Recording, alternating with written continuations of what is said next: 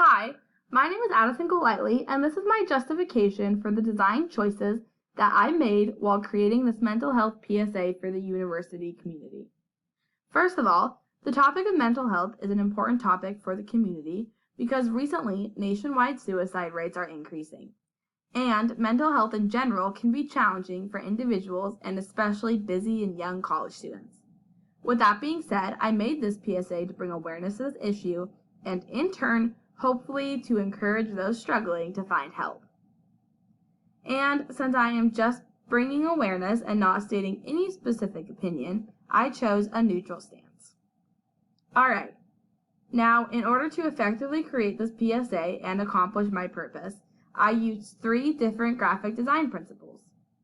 First, I used color theory. Color theory is how different colors convey different meanings.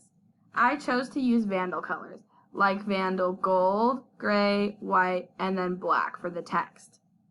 I did this since this is sponsored by ASUI and for the Vandal community.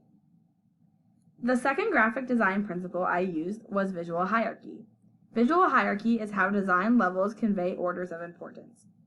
I chose the head with the text that your mental health matters to convey the most visual weight and to be the dominant focal point.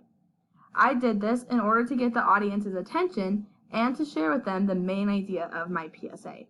The subordinate vocal points give more information and help for resources, and they also list the sponsoring agency, which is ASUI. I did that specifically in this order as well. Then the last principle I used was typography, which is how the shape of letters convey meanings. I chose 2 different neutral fonts that are easy to read and not too aggressive, blocky, or bold. I felt like that would have given the wrong idea. That concludes my design justification, and I would be more than happy to answer questions if you have them. Thank you.